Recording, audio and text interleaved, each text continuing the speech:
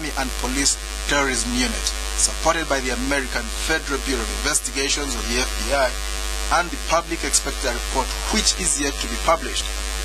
Many families who lost their loved ones at both the Ethiopian village and Chadondo Rugby Club are still in agony and are calling out to government for assistance as they await justice to be done, since a number of suspects have already been arraigned in court.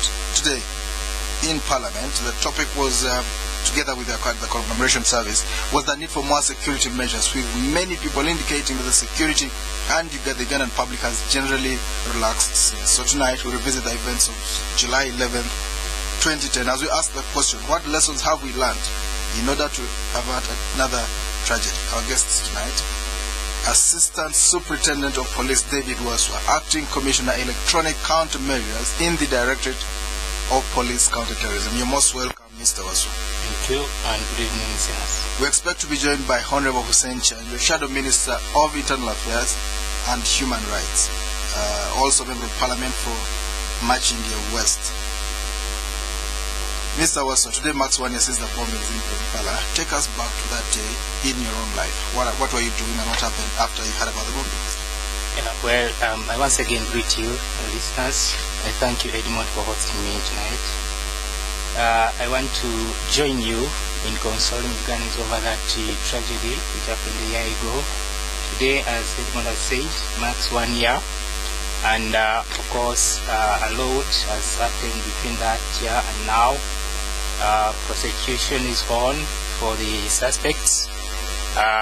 We lost, of course, our loved ones who we can never forget. People are still nursing injuries. Some are living with fragments in their bodies. So it was such a bad tragedy.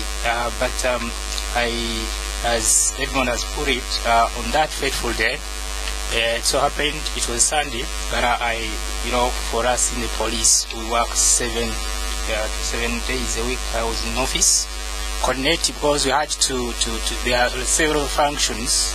People had approached us to provide security to them.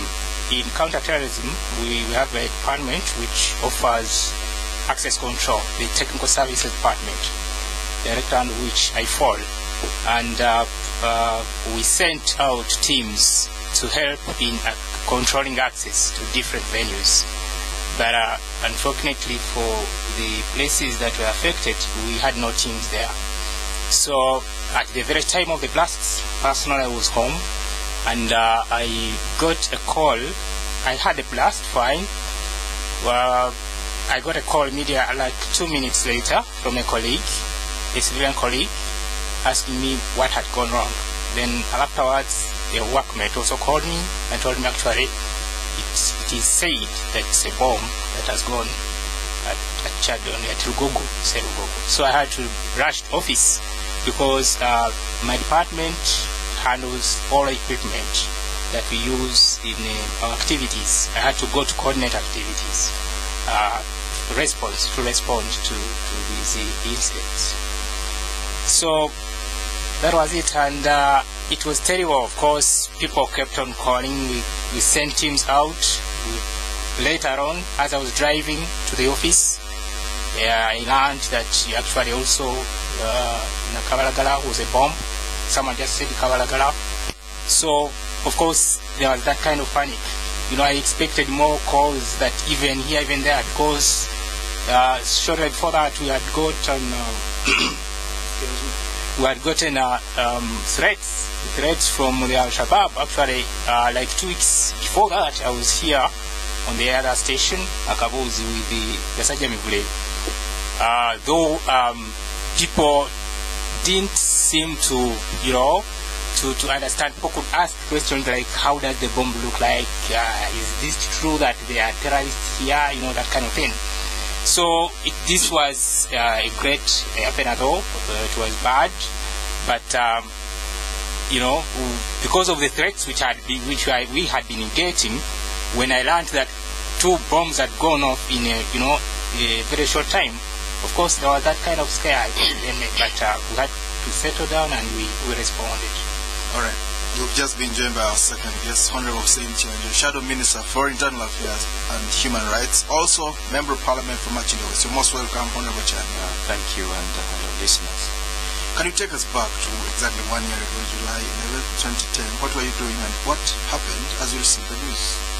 Well, that time I was at home, and I received the news. In short consequence, one part that came fast is that there has been a bomb blast at Chadron River, and shortly thereafter I was informed that there was a second. I tried to contact some of my colleagues who work within the police. It has been my traditional practice that if there is an incident of such a nature, I call them first so that we can see what to do. And then I was informed that they had already known about those actions, and I did not take any more actions from that one until morning when I went to have a look at these two scenes. Of course, I inspected them from a distance, you know. Sometimes we have the disadvantage of appearing political whenever there is such a matter. But I was able to see what had happened and share that one with my colleagues when I came to Parliament in the afternoon.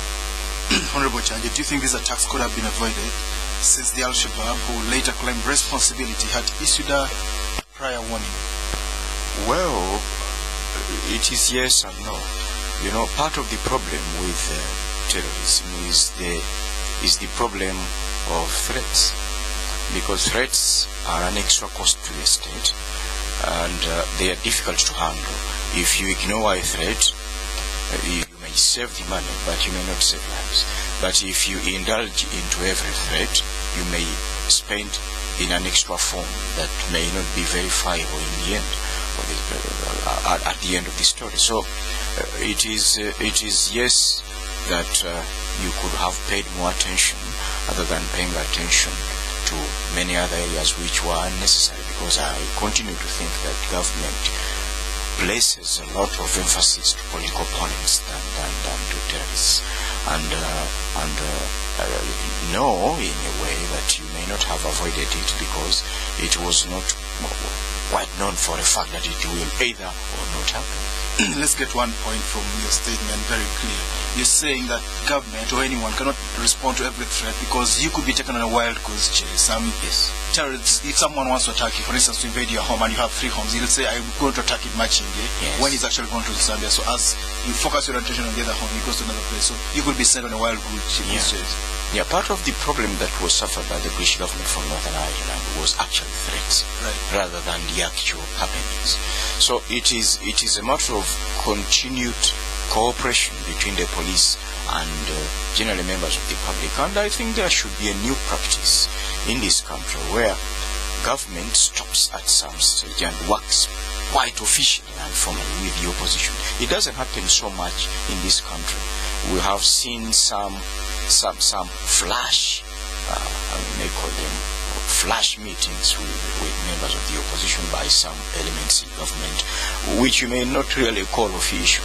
That the police chief may take an initiative as let me meet some of the members of the opposition, but that is at almost a personal level. But officially this must happen in such a way that both these organs could bring together information available and verifiable information so that they can act upon that information. Otherwise, I personally could look at this threat in 4 or 5 ways. 1, the redefinition of terrorism. 2, the current preparedness by the state and the population.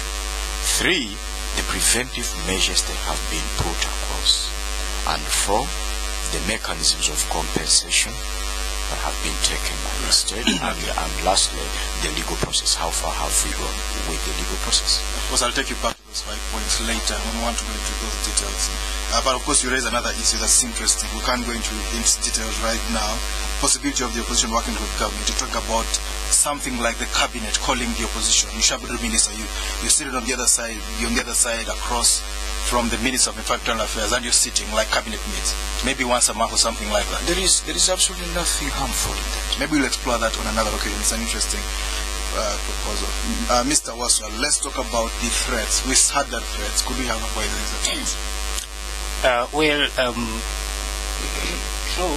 The threats were there, and they have always been there. But towards that period, actually the threats became more rampant, and the police, especially Counter Terrorism, did a lot of response into trying, especially making the public aware. As we all know, that the biggest weapon of fighting against terrorism is the cooperation with all the stakeholders. The public must cooperate with the police and all other people. Just as the Honorable says, this terrorism is non-discriminating. So, and we've been lucky in Uganda so far. At least with that, there hasn't been no politics. I remember sometime back when the police chief got threats, information that they were targeting some of the opposition leaders, and the opposition was called on board. They actually responded. That was really very good. But to some extent, as he has said, it is quite difficult to stop these, because one of their aims is to keep you. The tenterhooks. Exactly. Right. Once they pass on, we are going to attack. That's enough for them. They are working. But you can't take it for granted. And given the awareness and the way we Ugandans used before that to take these threats, it was quite hard to respond to provide security to all these places. We had actually tried our best to encourage the proprietors of especially the social places to put mechanisms, especially metal detectors, simply because it is known terrorists are cowards. Once they know that there is something being done there to do some checking or to counter this, they will never appear there. Yeah, they won't. So we did our best, but it is quite hard. We couldn't be everywhere. Right. Do you think we're safer right now? Some people think we're still susceptible, have porous borders, people come in and go the way they wish, lack security. Well, yeah, to a point, to an extent that at least people are kind of informed. People are, when you sit like here, when I come over here to talk about terrorism, people understand what I'm talking about. They listen. They don't think it's a pie in the sky. Exactly. I remember a time when I was asked on radio that are these people really there, or you people are just trying to make money? Actually, someone was like, you make bombs, throw them around, and ask Parliament for money to, but people are no longer thinking that way. To an extent, the awareness has gone a little high, and we are a step ahead. Always we've seen that after the attacks, even if in the US, in the Britain, everywhere, after the attack, people tend to understand these things. And more or less. Exactly. Right. Honorable Kyanjo, briefly, do you think we've come a long way? Are we sharper now? Well, I think there has been a lot of awareness, given the fact that these acts really happened, and there was sufficient time for people to have practical experience and exchanges, bitter exchanges, and grief with those who lost their loved ones and those who actually lost their lives, and some of them were really our colleagues that we knew quite closely. So this is naturally sinking into the minds of everyone here. What we need to audit is whether the actions we have followed that one with are really commensurate with that type of awareness. Yes, we are aware, but are we doing the same thing as any other person who is aware? And this one will call for both the public and the state through its own organs. Okay. Yeah, you could see that if we will go into many details, you'll see that we have got very serious loopholes. Serious loopholes? Yes, within our own exercises.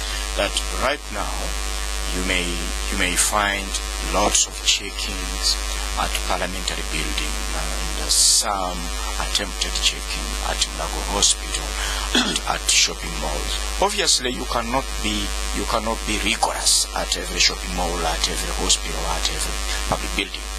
But On the opposite side, you will discover that all the streets of Kampala are paraded by individuals who want checked. They come close to every vehicle. Oh, you want checks for people walking on the streets? No, you don't need to check them, but you must find a way of minimizing their presence in such big numbers, because they cause people standing in groups in corners. Yeah, they stand on the streets and appear like hawkers. I don't want to enter. You want to send them out of the city? No. They must be lined up. To go to Kampala. They must be lined up and be given the opportunity to do their business in a fashion that does not really jeopardize security. Otherwise, it's not useful to go to Garden City and thoroughly check individuals and then go down to Ginger Road in a traffic jam. And find loafers. You have a host of them, one selling their time, another selling clothes, another selling brooms, I mean, you don't know what they are holding. And the windows of one of these vehicles are open. So it will be very sad if one evening an announcement is made that a bomb was thrown into a vehicle while in a traffic jam on Ginger Road. But is that practical? It is. It's not for the police, but it's for the